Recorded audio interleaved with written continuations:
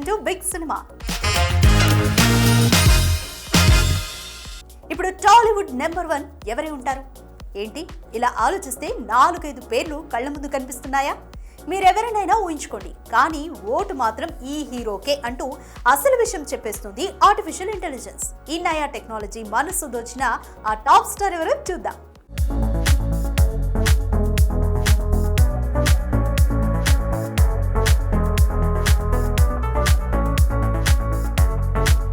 Tollywood number 1 ఈ పదం వినబడగానే టక్కున గుర్తొచ్చే పదం మెగాస్టార్. కానీ ట్రెండ్ మారింది.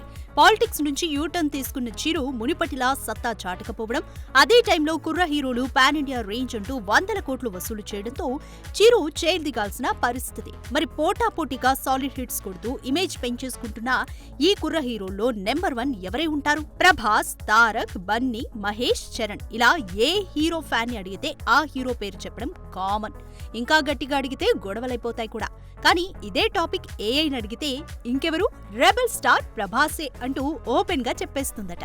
ఇలా ఒక్క చాట్ జిపిటీనే కాదుండోయ్, గ్రోక్, పెర్ప్లెక్సిటీ, జెమిని ఇలా ఏ ఏఐ టూల్ ని అడిగినా మన బాహుబలినే రిపీట్ చేయడం విశేషం. నిజానికి ప్రస్తుతం ఉన్న క్రేజ్, కలెక్షన్స్, లైనప్, ఫాలోయింగ్ ఇలా ఎలా చూసినా డార్లింగే కనిపిస్తాడు కూడా. ఇక నెంబర్ 2 ఎవరా అని చూస్తే అన్ని ఏఐ టూల్స్ కూడా అల్లు అర్జున్ పేరునే వల్లవేస్తున్నాయట. పుష్ప 2తో ఏకంగా 1800 కోట్లు వెనకేశాడని కాబోలు. ఇక లేటెస్ట్ గా వస్తున్న అట్లీ సినిమా గనక 1000 కోట్లకు మించి వసూలు చేసిందంటే ప్రభాస్ స్థానానికి గురిపెట్టినట్టే. ఇక 3వ స్థానానికి వచ్చేసరికి అన్ని టూల్స్ మహేష్ పేరు చెప్తే గ్రోక్ మాత్రం చరణ్ ని ఫిక్స్ చేయడం విశేషం. అంటే ఆర్టిఫిషియల్ ఇంటెలిజెన్స్ ప్రకారం 4-5 స్థానాలకి తారక్, చరణ్ లు పోటీ పడుతున్నారన్నమాట. ఏది ఏమైనా సోషల్ మీడియా, ఫ్యాన్ వార్స్ వంటివి బాగా పెరిగిన ఈ కాలంలో నయా టెక్నాలజీ అభిమానుల మధ్య చిచ్చు పెట్టేలాగే కనిపిస్తుంది. చూడాలి మరి ప్రభాస్ నెంబర్ 1 అంటున్న టెక్నాలజీ ఒపీనియన్ ని మూవీ లవర్స్ ఎలా రిసీవ్ చేసుకుంటారు.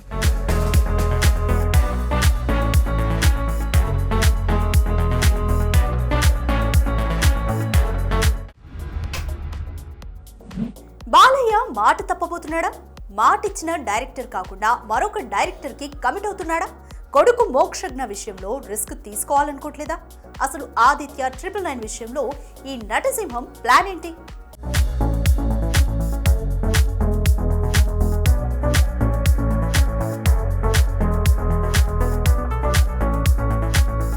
హిట్ ఫ్లాప్లని పట్టించుకోడు. ఒక్కసారి కమిట్ అయితే ఎంత దూరమైనా వెళ్తాడు. ఇది ఇండస్ట్రీలో బాలయ్యకున్న ఇమేజ్. కానీ కొడుకు మోక్ష విషయంలో బాలయ్య ఆ మాట తప్పేటట్టే కనిపిస్తుంది. ప్రశాంత్ వర్మతో అనుకున్న లాంచింగ్ కాస్త అటకెక్కడంతో ఆదిత్య 369 సీక్వెల్ గా వచ్చే ఆదిత్య 999 మ్యాక్స్ తోనైనా గ్రాండ్ గా లాంచ్ చేయాలనుకున్నాడు బాలయ్య. ఇక చాలా సందర్భాల్లో గౌతమిపుత్ర వంటి మెమోరబుల్ హిట్ ఇచ్చిన క్రిష్ తో ఈ సినిమా ఉండబోతుందని చెప్పేశాడు కూడా. అయితే రీసెంట్ గా క్రిష్ డైరెక్షన్ లో వచ్చిన ఘాటి గురి తప్పడంతో బాలయ్య మనసు మార్చుకుంటాడేమో అన్న డౌట్స్ రైజ్ చేశారు మూవీ లవర్స్. అసలే కొడుకు డెబ్యూ ఫిలిం, ఈ టైంలో రిస్క్ ఎందుకని మరో క్రేజీ డైరెక్టర్ వైపు దిక్కులు చూస్తున్నాడని, అందుకే గోవా ఫిల్మ్ ఫెస్టివల్లో సీక్వెల్ టాపిక్ వచ్చినా క్రిష్ పేరు చెప్పలేదంటూ ఇలా ఇబ్బడి ముబ్బడి డిస్కషన్స్ కి తెర తీశారు నెటిజన్లు. ఇక తాజాగా తనకు భగవంత్ కేసరి లాంటి డిఫరెంట్ మూవీ ఇచ్చిన రావిపూడి మోక్షజ్ఞకు కూడా మంచి లాంచింగ్ ఇస్తాడని, రిస్క్ చేయకుండా మోక్షుని ఈ యంగ్ డైరెక్టర్ చేతిలో పెట్టబోతున్నాడని ఇండస్ట్రీ సర్కిల్స్ లో వినిపిస్తున్న మాట. జనరల్ గా సోషల్ మీడియాలో చక్కర్లు కొట్టే న్యూస్ లైట్ తీసుకోవచ్చు, కానీ ఇండస్ట్రీ పీపుల్ మధ్య వినిపిస్తున్న టాక్ ని కొట్టిపారేయడానికి లేదు. అంటే అన్ని కుదిరితే చిరంజీవితో చేస్తున్న మన శివశంకర వరప్రసాద్ తర్వాత అనిల్ చేయబోయే సినిమా ఇదైనా ఆశ్చర్యం లేదు. అయితే ఇప్పటి వరకు కామెడీ సినిమాలు తీసిన అనిల్ ఈ సైన్స్ ఫిక్షన్ ని డీల్ చేయడం అంటే క్యూరియాసిటీ పెంచేదే. చూడాలి, మాట తప్పడని పేరున్న బాలయ్య మాట మీద ఉంటాడా, లేక కొడుకు కెరీర్ కోసం మాట తప్పుతాడా?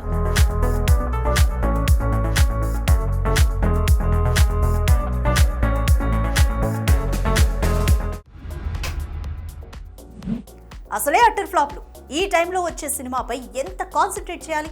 కానీ లైట్ తీసుకున్నాడా లేక ఓవర్ కాన్ఫిడెన్సా తెలీదు. కానీ అభిమానిపై వచ్చిన సినిమాకి అసలు అభిమానులే లేని పరిస్థితి. ఇంతకీ ఇదంతా ఏ సినిమా గురించి అంటారా? చూడండి.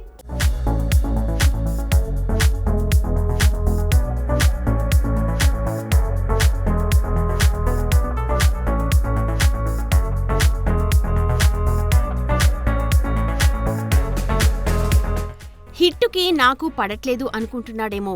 వస్తానంటోన్న విజయాన్ని దూరం చేసుకుంటున్నాడు హీరో రామ్. 27న వచ్చిన ఆంధ్రా కింగ్ తాలూకా కాస్త డీసెంట్ టాక్నే తెచ్చుకుంది. కానీ అన్సీజన్ కావడంతో మొదటి రోజు అనుకున్న రేంజ్లో ఓపెనింగ్స్ రాబట్టలేకపోయాడు రామ్. అవెంత వీక్ అంటే భారీ డిజాస్టర్ అయిన ది వారియర్, స్కంద, డబుల్ స్మార్ట్ల కన్నా 30% తక్కువ కావడం గమనార్హం. అయితే దీనికంతటికీ కారణం రామ్ ఇక్కడ పబ్లిసిటీపై కాన్సంట్రేట్ చేయకుండా యుఎస్ మార్కెట్పై ఫోకస్ చేయాలని రిలీజ్కి 2 రోజుల ముందే అమెరికా చెక్కేయడమే అన్న టాక్ వినిపిస్తోంది.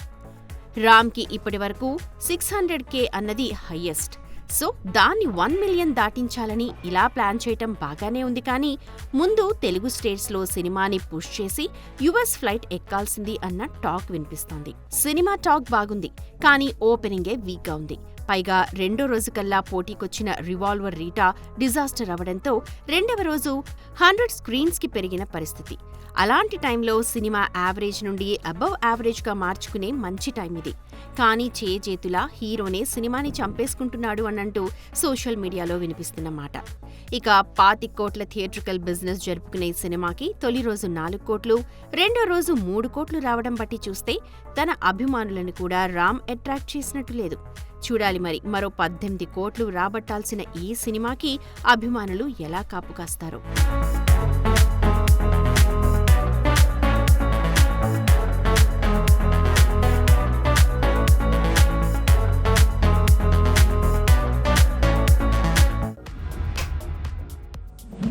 డ్రాగన్ కి మరింత స్టార్ పవర్ యాడ్ చేసే పనిలో పడ్డాడట ప్రశాంత్ నీల్. అవును, త్వరలో మొదలయ్యే మరో స్కెడ్యూల్ కోసం ఏకంగా బాలీవుడ్ క్రేజీ వెటరన్ స్టార్ ని బరిలోకి దింపబోతున్నాడట. ఇక ఇప్పటికే Mollywood, sandalwood stars on board అయిపోయారు కూడా. మరింతకీ తారక్ తో స్క్రీన్ షేర్ చేసుకోబోయే ఆ క్రేజీ యాక్టర్స్ ఎవరో చూద్దాం.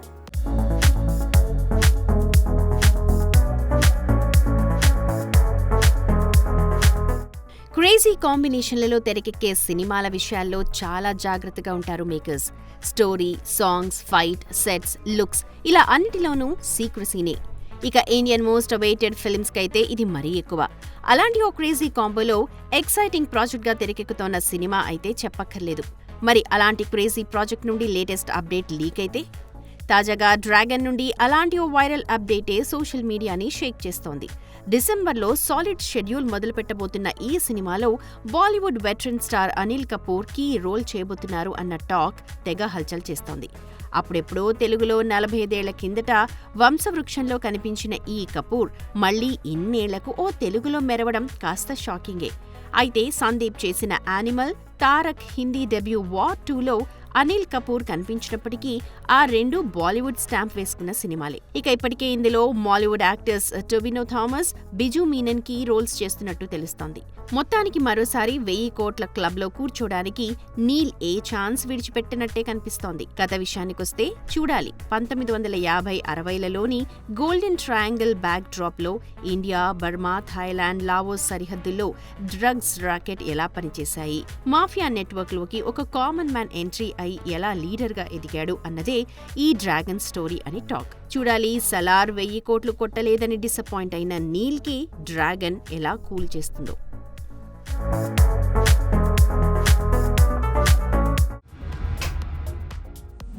ఎస్ఎస్ఎంబి తర్వాత మహేష్ చేయబోయే సినిమా అదేనా? తారక్ తన తర్వాత సినిమాని ఓకే చేసేసాడా? చరణ్ మరో సినిమాకి ముహూర్తం పెట్టనున్నాడా? అసలు వరుస భారీ సినిమాలతో బిజీగా ఉన్న మన స్టార్స్ నెక్స్ట్ చేయబోయే ఫిల్మ్స్ ఏంటి? Have a look.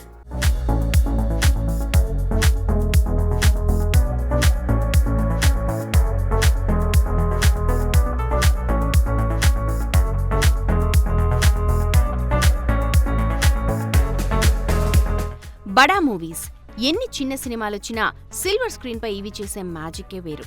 Stars, canvas, visuals, grandeur ఇలా ప్రతిదాన్ని ఫీల్ అవ్వాలి అంటూ పాకులాడిపోతారు ఆడియన్స్. అందుకే స్టార్ హీరోల లైనప్ని క్యూరియస్గా వాచ్ చేస్తుంటారు. అలా చూస్తే భారీ సినిమాలని లైనప్ చేసి మొదటి రోలో నిల్చున్నాడు డార్లింగ్. అలా 1-2 కాదండోయ్, ఫౌజీ, స్పిరిట్, సలార్ 2, కల్కి 2, బ్రహ్మరాక్షస్ అంటూ ఏకంగా 5-6 ఏళ్ల పాటు బిజీగా ఉండబోతున్నాడన్నది టాక్. ఇక ప్రస్తుతం నీల్ డైరెక్షన్లో డ్రాగన్ చేస్తోన్న తారక్ వచ్చే ఏడాది మిడ్లో త్రివిక్రమ్తో గాడ్ ఆఫ్ వార్ని సెట్స్ పైకి తీసుకువెళ్లనున్నట్ట. ఇక ఆ తర్వాత నెల్సన్ ప్రాజెక్ట్ ఉండనే ఉంది.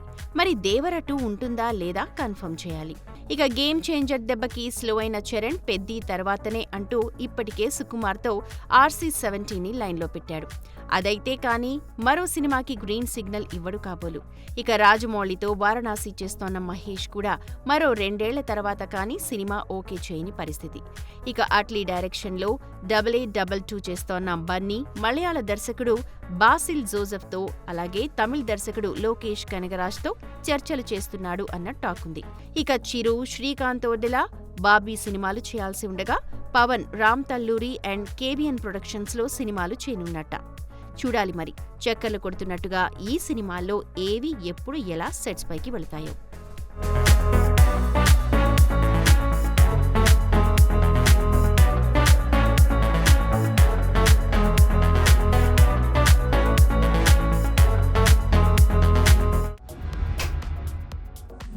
ఇది వాటి బిగ్ సినిమా ముచ్చట్లు. Keep watching big TV. Anchors wardrobe courtesy shopper stop.